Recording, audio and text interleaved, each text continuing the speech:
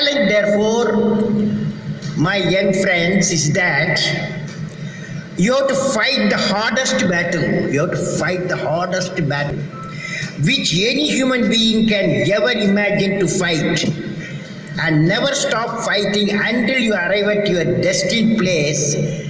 That is the unique you. To get the unique you, it's a big battle. The battle means you don't need to take a gun. The battle means you have to have 4 unique things. 4 unique tools you must have in that battle. One is you have to set the goal. The second one is acquire the knowledge continuously. And third one is the hard work. And fourth is perseverance. नमस्कार, मैं अमृत राज दुबे आप सभी का अपने YouTube channel पर स्वागत करता हूं।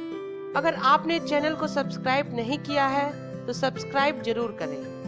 आज मैं डॉक्टर APJ अब्दुल कलाम जी की आत्मकथा माई जर्नी पर आधारित एक मोटिवेशनल सीरीज की शुरुआत कर रहा हूँ। इस सीरीज में कलाम जी के जीवन से जुड़े सभी अद्भुत एवं अनसुनी कहानियों को आपके समक्ष प्रस्तुत करूंगा।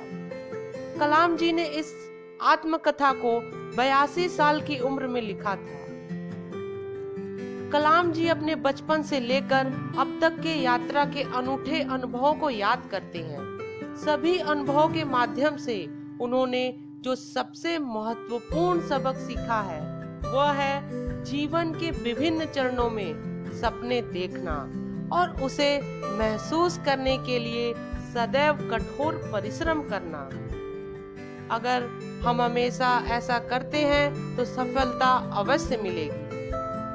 कलाम जी जिनसे भी मिलते थे वो यह जरूर कहते थे, सपने वे नहीं होते हैं जिन्हें हम नींद में देखते हैं, वे ऐसे होने चाहिए जो हमें कभी सोने नहीं देते। कलाम जी की यात्रा उनके जीवन में छोटी छोटी ज्ञात घटनाएं एवं माता पिता पर अधिक ध्यान केंद्रित करती हैं, क्योंकि अब भी 82 वर्ष की उम्र में भी उन मूल्यों और नैतिकता को कलाम जी संजोए हुए हैं। कलाम जी को अपनी माँ के परवरिश में एक दया और प्यार भरी दुनिया मिली।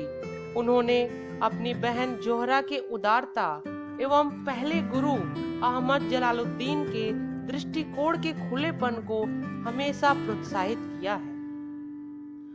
उनका मानना है कि अगर दिल में दृढ़ संकल्प हो तो हर मुश्किलों का सामना किया जा सकता है।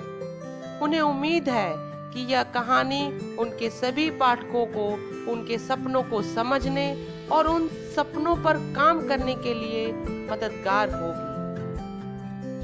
पाठ 1, पिता की सैर, माई फादर्स मॉर्निंग वॉक। जहाँ तक कलाम जी को याद है, उनके पिता जैनुलाब्दीन जी के दिन की शुरुआत सुबह 4 बजे होती थी। वो घर में सबसे पहले उठते थे और प्रार्थना करने के बाद वो एक लंबी सैर पर निकल जाते थे। भारत के पूर्वी तट तमिलनाडु में द्वीप पर स्थित रामेश्वरम में रहने के कारण समुद्र की आवाज उनके जीवन में निरंतर उपस्थित रहती थी। उनके पिता का नाव निर्माण का व्यवसाय था। वह शहर के सकरी गलियों से होकर गुजरते थे और सुबह की सैर उनके व्यक्तित्व में शांति के तत्व जोड़ देती थी। कलाम जी के पिता एक आध्यात्मिक व्यक्ति थे, जिसके वजह से ही अनेकों लोग अपनी चिंताओं को उनसे बताते थे और उसका समाधान प्राप्त करते थे। आपको जानकर यह आश्चर्य होगा कि वे उन दिनों लोगों द्वारा दिए गए पानी में अपनी उंगलियों को डालकर प्रार्थना करते थे, जिसके बाद उस पानी को बीमार व्यक्ति को दिया जाता था, जिससे वो ठीक हो जाते थे। इनमें से कई लोग उनके घर आकर उन्हें धन्यवाद भी देते थे जो ठीक हो गए।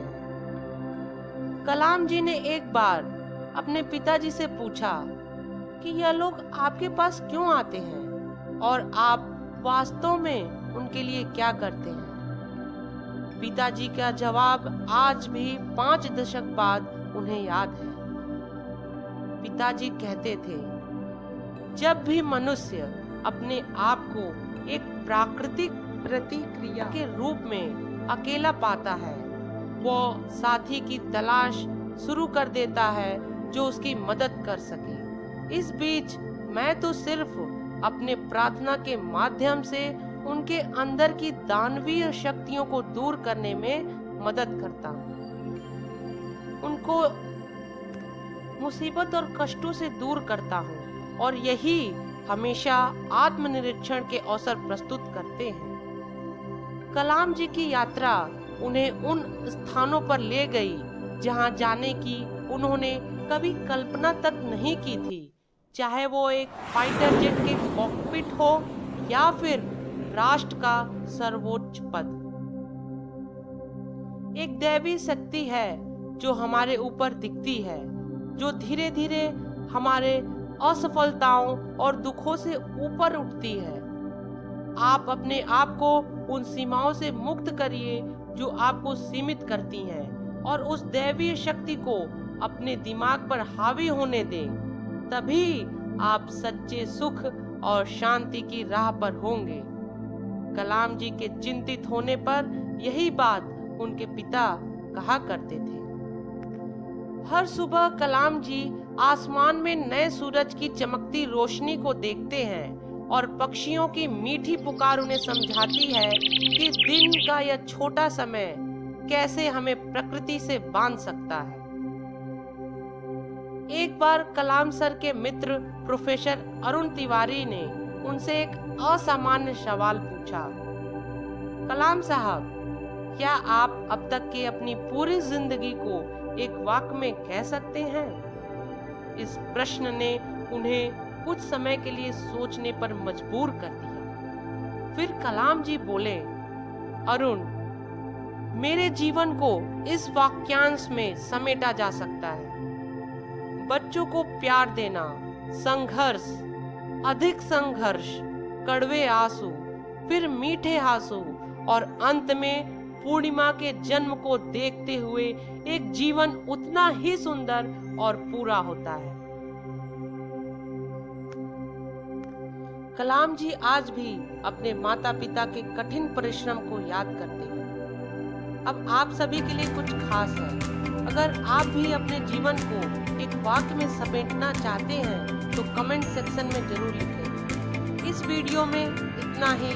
मिलते हैं अगले एपिसोड में। अगर वीडियो अच्छा लगा है तो लाइक और शेयर करें और हाँ, चैनल को सब्सक्राइब करना ना भूलें। धन्यवाद। जय हिंद, जय भारत।